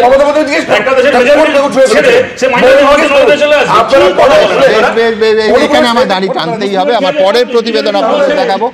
বিজেপির সরকার চাই, হিন্দু হিন্দু ভাই ভাই, নতুন স্লোগান গত 48 ঘন্টায়। দেখুন, বিধানসভা নির্বাচনের কাঁটায় কাঁটায় 1 বছর বাকি। তার আগে ধর্মের ধ্বজা তুলে ময়দানে নেমেছে শাসক বিরোধী। একদিকে বিজেপির হিন্দু বানে শান, অন্যদিকে তৃণমূলের পাল্টা সর্বধর্ম মিছিল। গত শনিবার বাঁকুড়া 1 নম্বর ব্লক জুড়ে হিন্দু ভোট এককাট্টা করতে বিজেপির তরফে করা হয়েছিল একের পর এক দেওয়াল লিখন। তার কোনোটায় লেখা ছিল হিন্দু হিন্দু ভাই ভাই, 26-এ বিজেপি সরকার চাই। আবার কোনোটায় লেখা ছিল তৃণমূলের বিরুদ্ধে সমস্ত হিন্দু এক হন। বাঁকুড়ার পর হুগলির চুঁচুড়া শহরেও দেখা গেল বিজেপির এমনই ফ্লেক্স। সেখানেও সরাসরি সেই হিন্দু সম্প্রদায়ের কথা, পোস্টারের ভাষাও ছিল একই। জেলায় জেলায় বিজেপির কড়া হিন্দুত্বের বার্তার পাল্টা মাঠে নেমেছে তৃণমূলও। হুগলির চুঁচুড়ায় তৃণমূল বিধায়ক অসিত মজুমদারের নেতৃত্বে সর্বধর্ম যাত্রায় এক মিছিলে পা মেলালেন মুসলিম, খ্রিস্টান, শিখ, বৌদ্ধ সম্প্রদায়ের মানুষ। এখানে একটা বিজেপি ব্যানার দিয়েছে, দেখুন, বলছে হিন্দু হিন্দু ভাই ভাই। হিন্দু হিন্দু ভাই ভাই নয়, মানব সমাজ আমরা সবাই ভাই ভাই। এরা মানুষকে বিভ্রান্ত করছে, আমরা মানুষকে বিভ্রান্ত মুক্ত করছি। আমরা সংবিধানের স্পিরিটের উপর আস্থা রেখে চলি। আমরা উন্নয়ন, রুটি কাপড়া মাকান, কেন্দ্রের বঞ্চনা, ভুয়ো ভোটার লিস্ট স্ক্রুটিনি, আমরা এগুলোর উপরেই থাকব। তার থেকে নজর ঘোরাতে বিজেপি অন্য উস্কানি দিচ্ছে, আমরা তাতে পা দেব না, মানুষ ওদের প্রত্যাখ্যান করবে। তাহলে কি উগ্র মেরুকরণে মুড়ছে বাংলার রাজনীতি? পূর্ণেন্দু সিংহ, সৌরভ বন্দ্যোপাধ্যায়, আশাবুল হোসেন, এবিপি আনন্দ। দেখুন, এবার আমি যে বক্তার কাছে যাব, ফিরদৌস শামীম। আজকে সকালে ফিরদৌসও ফুরফুরা শরীফে গেছে। শুধু তাই নয়, ফিরদৌস ফিরে এসে সোশ্যাল মিডিয়ায় একটা পোস্ট করেছে, কোট আনকোট, কেউ যদি মনে করে একদিন ফুরফুরা শরীফে ইফতার করে সংখ্যালঘুদের মন জয় হয়ে যাবে, তাহলে সেটা ভুল ধারণা। কিন্তু আমার প্রশ্নটা ঠিক উল্টো দিক থেকে, যে ফিরদৌসের সঙ্গে কংগ্রেস নেতৃত্ব গেছিল, একসঙ্গে গেছিল কিনা ওরা আমি জানি না, শুভঙ্কর সরকার, গোলাম আহমেদ মীর তারা গেছিলেন, সেটা কি ভোটের জন্য নয়? আমি বলছি তারাও কি মমতা বন্দ্যোপাধ্যায় গেলে না হয় সংখ্যালঘুদের মন জয় করার জন্য যাচ্ছেন, কিন্তু শুভঙ্কর সরকার গেলেও কি সংখ্যালঘুদের মন জয় করার জন্য যাচ্ছেন না? এই প্রশ্ন দিয়ে শুরু করব ফিরদৌসের সময়। দেখুন, প্রথমেই বলি, ফিরদৌস শামীম যে আজকে গেছে, আজকে হয়তো আপনি আজকের পোস্টটা দেখেছেন, আমার এক সপ্তাহ আগের পোস্ট দেখলে আবার দেখতে পারতেন যে ফিরদৌস শামীম গেছে। এবং শুধু তাই না, মানে প্রায় যাও। হ্যাঁ, শুধু তাই না, দেখুন আপনি যদি দেখেন ফুরফুরার অনেক পীর সাহেব আছেন, পীরজাদা আছেন যারা আমার মক্কেল। ইভেন শুধু তাই নয়, আপনি জানেন যে নওশাদ সিদ্দিকী তার একাধিক মামলা আমি করেছি, অনেকের মামলায় আমি করি, ফলে আইনজীবী হিসেবে আমার যাতায়াত রয়েছে, আমার চেম্বারেও তারা আসেন, ফলে আমার ব্যক্তিগত সম্পর্কের জায়গা থেকে আজকে আপনার, আজকে একটি গুরুত্বপূর্ণ দিন। আজকে হচ্ছে যিনি মূল পীর সাহেব আবু বকর সিদ্দিকী সাহেবের, তার আজকে মৃত্যুদিন। এটা একটা অত্যন্ত গুরুত্বপূর্ণ দিন এবং সেই জন্য অনেকেই সেখানে যান। এবং এই যে এক সপ্তাহ আগে সেখানে 3 দিন ধরে বাৎসরিক একটা উৎসব হয়, সেখানে প্রায় না হলেও 1 কোটি। ফিরদৌস, নওশাদের মামলা তুমি লড়েছো আমি জানি, কিন্তু আজকে তো নওশাদকে দেখতে পেলাম না, তোমায় দেখতে পেলাম। হ্যাঁ, আমি দেখুন, আমি সেই জন্যই বললাম যে বেসিক্যালি আমার সেখানে যাওয়া একেবারে ব্যক্তিগত। সেখানে গিয়ে অনেকের সঙ্গে সাক্ষাৎ হয়, অনেক সময় সাক্ষাৎ হয়। এই এক সপ্তাহ আগে গেছিলাম, তখনও সাক্ষাৎ হয়েছে। বিষয়টি সেটা নিয়ে, বিষয়টি অন্যরকম। দেখুন, আজকের যাওয়া, কিন্তু এই একদিন ফুরফুরা শরীফে ইফতার করে সংখ্যালঘুদের মন জয় হয়ে যাবে, সেটা ভুল ধারণা, এটা লিখলে। হ্যাঁ, এটা এখানেই আসি। দেখুন, আমাদের দেশ ধর্মনিরপেক্ষ রাষ্ট্র। ধর্মনিরপেক্ষতার কনসেপ্ট কি? ধর্মনিরপেক্ষ মানে কি? ভারতবর্ষের প্রতিটি নাগরিকের নিজস্ব ব্যক্তিগত পরিসরে ধর্ম থাকতেই পারে, কিন্তু রাষ্ট্রের কোনো ধর্ম থাকবে না, বা রাষ্ট্রীয় নীতি নির্ধারণের ক্ষেত্রে ধর্ম কখনো নির্ণায়ক শক্তি হবে না। আজকে যে ধরুন ইফতার পার্টিটি হলো, ইফতার মজলিসটি হলো, আমার প্রথম প্রশ্ন, সেই ইফতারের ব্যয়ভার কে বহন করলো? রাজ্য, অর্থাৎ জনগণের ট্যাক্সের টাকায় সেই ইফতারের ব্যয়ভার বহন করা হলো, নাকি কেউ ব্যক্তিগত উদ্যোগে এই ইফতার দিয়েছেন? প্রথম। দ্বিতীয় প্রশ্ন হচ্ছে যে এতক্ষণ ধরে আমি শুনছিলাম, আমি হিন্দু হওয়া সত্ত্বেও একটা উল্টো প্রশ্ন করি, ধরো দুর্গাপুজোয় যে ক্লাবগুলো টাকা পায়, সে তো তোমার টাকাতেই হয়। অন্যায়, আমি ওখানেই আসছি। রাষ্ট্রের কাজ মন্দির বা মসজিদ তৈরি করা নয়, রাষ্ট্রের কাজ ইমাম ভাতা বা পুরোহিত ভাতা দেওয়া নয়, রাষ্ট্রের কাজ কখনোই এই ইফতার মজলিস বসানো নয়। রাষ্ট্রের কাজ হচ্ছে ইমামের সন্তান সে সঠিক শিক্ষা পাচ্ছে কিনা, ইমামের সন্তানটি তার কর্মসংস্থানের ব্যবস্থা হচ্ছে কিনা, এটা দেখা রাষ্ট্রের কাজ। দুর্ভাগ্য হলেও দেখছি যে কিছুক্ষণ আগেই বন্ধু তরুণজ্যোতি বলছিল যে ওই কিছু পুজোর ক্ষেত্রে, দুর্গাপুজোর ক্ষেত্রে পারমিশন নিতে, শুধু দুর্গাপুজো নয়, আমি নিজে মামলা করেছি, কালী পুজো আটকে দেওয়া হয়েছে। শুধু কালী পুজো নয়, জলসাও, ধর্মীয় জলসা, ইসলামিক জলসা, সেটা আটকে দিয়েছে, আদালত থেকে পারমিশন দিয়েছে। অর্থাৎ বিষয়টি ধর্মীয় নয়, বিষয়টি হচ্ছে রাজনৈতিক, বিষয়টি হচ্ছে পছন্দ এবং অপছন্দের। পছন্দের ব্যক্তিদের দুর্গাপুজোর কখনো ভাসান কখনো আটকানো হয় না, পছন্দের ব্যক্তিদের দুর্গাপুজো করতে কখনো বাধা দেওয়া হয় না, অপছন্দের ব্যক্তিদের দুর্গাপুজো কালী পুজো করতে বাধা দেয়, সেই জন্য আদালতে আমাদের মামলা করতে হয়।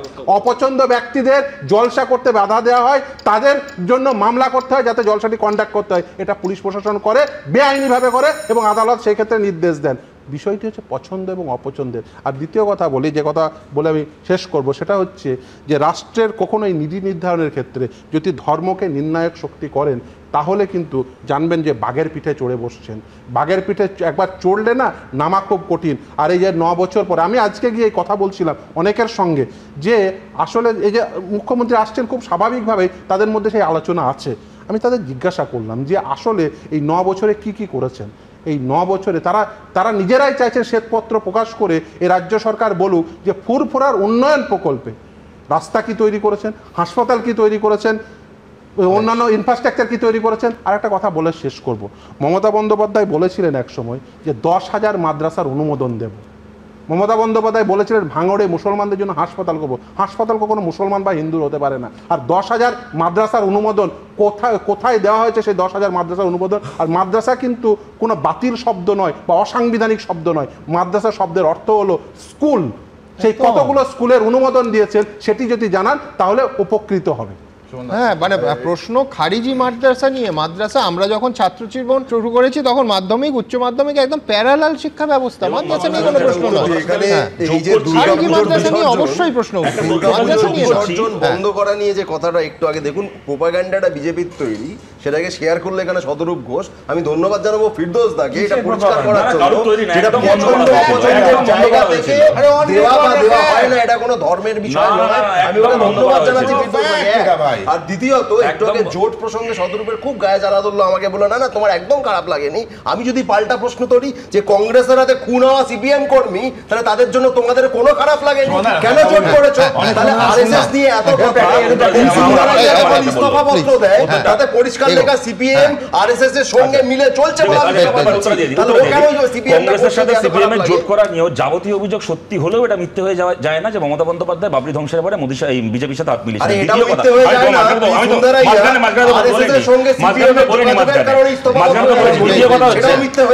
আমি দেখো ইন্টারাপ্ট করছি না, এটা যেন না হয়।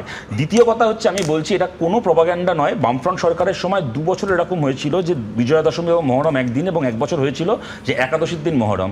বামফ্রন্ট সরকারকে বন্ধ করতে হয়নি কোনোটাই, না তাজিয়া না ভাসান, কারণ না বামফ্রন্ট জানতো বাংলার হিন্দু মুসলমান একে অপরের শত্রু নয়। মমতা বন্দ্যোপাধ্যায় শত্রু মনে করেন বলে এই জিনিস করেছে। I beg two differ. Shatarup সম্পূর্ণ ভুল তথ্য দিচ্ছে, আমি বলছি সম্পূর্ণ অসত্য তথ্য দিচ্ছে, অনিচ্ছাকৃত হয়তো। হ্যাঁ, এই হচ্ছে আনন্দবাজার পত্রিকা সহ সমস্ত সংবাদপত্রের কাটিং। 17ই অক্টোবর 1983 সাল, সেদিন সপ্তমী ছিল।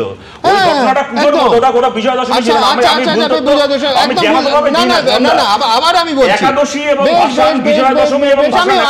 আমি আবার বলছি ও ভুল তথ্য দিয়েছে। এই জন্য আরো একটু পিছিয়ে যাই। 1982 সাল 24শে অক্টোবর, সেখানে বামফ্রন্ট সরকার, মেক নো মিস্টেক, সমস্ত সংবাদপত্রের সাক্ষ্য বহন করছে। তখন এবিপি আনন্দ ছিল না, তাহলে আর্কাইভ থেকে এক্ষুনি দেখিয়ে দিতাম। সেইখানে শনিবার মহাকরণে, আমি পড়ছি আনন্দবাজার পত্রিকা থেকে, প্রশান্ত সুর সাংবাদিকদের তথ্য জানান, কারণ তখন জ্যোতি বসু ছিলেন না, বাইরে ছিলেন। প্রশান্তবাবু রাজ্যের আইন শৃঙ্খলা পরিস্থিতি নিয়ে স্বরাষ্ট্র সচিব রথীন সেনগুপ্ত, রাজ্য পুলিশের ডিজি গোপাল মজুমদার এবং কলকাতার পুলিশ কমিশনার নিরুপম সোন সহ পুলিশ অফিসারদের সঙ্গে বৈঠকে মিলিত হন। এবং তারপর প্রশান্তবাবু, মানে যিনি কার্যকরী মুখ্যমন্ত্রী, অ্যানাউন্স করেন, প্রত্যেকটা শব্দ লক্ষ্য করুন, 27শে অক্টোবর বিজয়া দশমীর দিনও মহরমের কিছু অনুষ্ঠান আছে, ওই সব অনুষ্ঠানে যাতে কোনো বিঘ্ন না ঘটে সেই দিকে দৃষ্টি রাখা হবে, কোট আনকোট। তিনি বলছেন পুজোর কদিন মহাকরণে তার অফিস ইত্যাদি ইত্যাদি। তারপরে তিনি বলছেন মহরম পড়ে যাওয়ায় 28শে এই রাজ্যের কোথাও প্রতিমা নিরঞ্জন করা যাবে না, সেটা তারা পরদিন 29শে প্রতিমা নিরঞ্জনের ব্যবস্থা করতে পারবেন। এছাড়া তিনি বলছেন দশমীর দিন অর্থাৎ 27শে অক্টোবর রাত 10টার মধ্যে প্রতিমা নিরঞ্জন শেষ করার জন্য রাজ্য সরকার সকলের কাছে আবেদন জানাচ্ছে। তার কারণ মহরম পড়ে যাওয়ায় 28শে রাজ্যের কোথাও প্রতিমা নিরঞ্জন করা যাবে না। তুমি যখন যে দ্বিতীয় যে উদাহরণটা দিলাম এটা চেক করবো, যদি আমার ভুল হয়ে থাকে আমি সংশোধন করবো, কিন্তু আমি কথাটা বলিনি। রাত 10টার পরে প্রতিমা নিরঞ্জন করা যায় না, চিরকাল। এখন কি হয় আমরা জানি না, কিন্তু এই নিয়ম চিরকালই বেশিরভাগ ক্ষেত্রে ছিল। তার হাজারটা কারণ আছে, তার ব্যাংক থেকে শুরু করে ইত্যাদি। এইটা ঘটনা আমিও সাইডটা বার করছি। বামফ্রন্ট সরকারের সময় ভাসান এবং মহরম একসাথে হয়েছে, এই উদাহরণ রয়েছে। এবং বলি তোমাকে, যে দিন মমতা বন্দ্যোপাধ্যায় এইটা বন্ধ করেন, সেই বছর ত্রিপুরাতে, তখন আমাদের সরকার, মানিক সরকার মুখ্যমন্ত্রী, ত্রিপুরাতে ওই বাড়ি 2015 সাল খুব সম্ভবত ভাসান এবং মহরমের তাজিয়া একই দিনে হয়েছে এবং নির্বিঘ্ন হয়েছে। এই উদাহরণ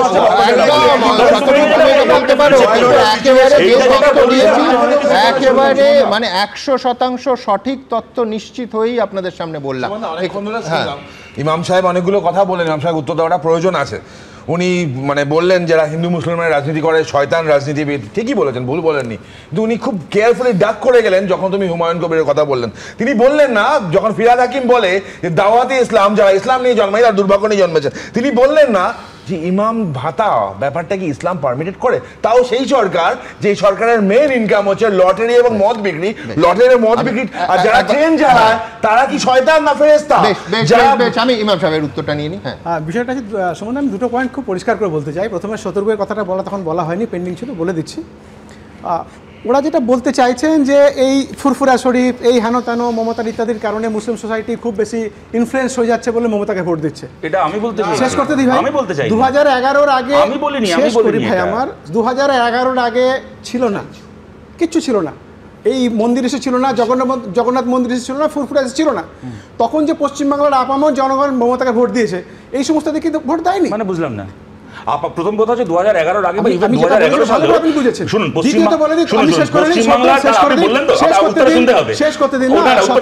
আপনি শুনে আবার শেষ করবেন। 2011 সালের আগে বা 2011 সালেও বাংলার আপামর জনসাধারণ মমতা বন্দ্যোপাধ্যায়কে ভোট দেননি, একটা বড় অংশ দিয়েছেন। কেমন? ওটাকে আপামর জনসাধারণ দেওয়া হবে না। দ্বিতীয় কথা হচ্ছে, আমি কথাটা কি বলা হচ্ছে, বাংলার মুসলমান, বাংলার হিন্দু, বাংলার খ্রিস্টান যাকে ইচ্ছে ভোট দেবেন, মমতা বন্দ্যোপাধ্যায়কে পছন্দ করে মমতা বন্দ্যোপাধ্যায়কে ভোট দেবেন। এক সেকেন্ড, আমি কথা শুনে নিন, কথাটা শুনে নিন ইমাম সাহেব, কথাটা শুনে নিন।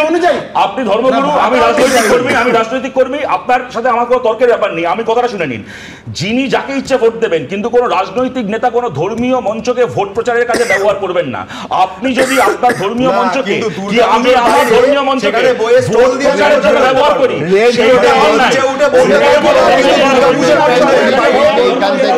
আমি আবার আমার প্রশ্ন, হুমায়ুন কবির যিনি বলেছিলেন যে আগে জাতিসত্তা তারপরে দল, আজকে তার বক্তব্যে তিনি কিন্তু অনড় রয়েছেন। আমার পরের প্রতিবেদন তাকে নিয়ে। দলের প্রায়োরিটি আমার কাছে নাম্বার 2-তে, নাম্বার 1-এ তো আমার জাতিগত প্রায়োরিটি। হুমায়ুন আছেন, হুমায়ুনেই। তৃণমূল শোকজ করার পরও তিনি অবস্থানে অনড়। আমার কাছে আমার দল আগে না, আগে আমার জাতিসত্তা, তারপরে আমার দলের প্রায়োরিটি। আপনাকে এই যে পরপর শোকজ করছে, আপনি চিন্তিত? মোটেই চিন্তিত নই, বিচলিতও নই। এ নিয়ে কোনো ভালো ঘুম হয় রাত্রে, কোনো অসুবিধা নেই। কিন্তু দল করা পদক্ষেপ নেওয়ার পরও ভরতপুরের তৃণমূল বিধায়ক কি করে জাত নিয়ে মন্তব্যে অনড়? কি করে তিনি এখনো বলে যাচ্ছেন দলের উপরে জাত? বিরোধীদের প্রশ্ন, মুসলিম ভোট একাট্টা করতেই কি হুমায়ুন কবিরকে দিয়ে এগুলো বলাচ্ছে তৃণমূল? তৃণমূল একরকম বলছে তো পাল্টা বিজেপি একরকম বলছে, এবং দুজনেই ধর্মকে সামনে এনে যেন মনে হচ্ছে ধর্মের ধ্বজাধারী। এরা কেউ ধর্মের লোক না, ধর্মকে ব্যবহার করে অধর্মের কাজ করছে রাজনীতির ধান্দা পোষানোর জন্য। লক্ষ্যটা কি?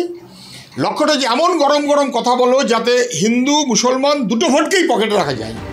সম্প্রতি তৃণমূলের মুসলিম বিধায়কদের উদ্দেশ্যে হুঁশিয়ারি দিয়েছিলেন শুভেন্দু অধিকারী, যার পাল্টা মুখ খোলেন ভরতপুরের তৃণমূল বিধায়ক। এরপরই ভরতপুরের বিধায়ক হুমায়ুন কবিরকে শোকজ করে তৃণমূলের পরিষদীয় শৃঙ্খলা রক্ষা কমিটি। তার উত্তর দেওয়ার পাশাপাশি পাল্টা প্রশ্ন ছুড়ে দিয়েছেন হুমায়ুন। সিদ্দিকুল্লাহ চৌধুরী সাহেব বলেছে ঠ্যাং ভেঙে দেওয়া হবে, আবার পরে শওকত মোল্লা বলেছে তাকে বাড়িতে গিয়ে কিছু করে আসা হবে। তাহলে সিদ্দিকুল্লাহ চৌধুরী বা শওকত মোল্লা বা ববি হাকিম বা কল্যাণ ব্যানার্জি, তাদের জন্য কোনো শোকজ 6 মাসের মধ্যে 2 বার শোকজ হয়েছে। আগামীকাল ওকে ডেকে পাঠাবো এখানে, এবং ওকে কালকে কিছু টিপচার দেওয়া হবে, ডেকে পাঠিয়ে আমরা ওকে বলবো দলের কিছু নির্দেশ আছে, আমরা সেটা। শুভেন্দু অধিকারী প্রসঙ্গেও নিজের অবস্থানে অনড় হুমায়ুন কবির। শুভেন্দু অধিকারীকে ওই কথা প্রত্যাহার না করা পর্যন্ত মুর্শিদাবাদের মাটিতে আমি ঢুকতে দেব না। পশ্চিমবাংলার হিন্দুরা পড়ে পড়ে মার খাওয়ার দিন নেই, ইট যে ছুড়বে তাকে পাটকেল খেতে। রাজনীতিতে ওপরে এক দেখানো হয়, ভিতরে আর এক খেলা হয়। এটা নতুন কিছু নয়, কিন্তু এক্ষেত্রে লড়াই আসল নাকি হিন্দু মুসলিম সাম্প্রদায়িক মেরুকরণের উদ্দেশ্যে ছায়াযুদ্ধ চলছে তৃণমূল বিজেপির মধ্যে, তার উত্তর ঘিরে ধোঁয়াশা থেকেই যাচ্ছে। উজ্জ্বল মুখোপাধ্যায়, ঋত্বিক প্রধান ও রঞ্জিত হালদারের রিপোর্ট, এবিপি আনন্দ।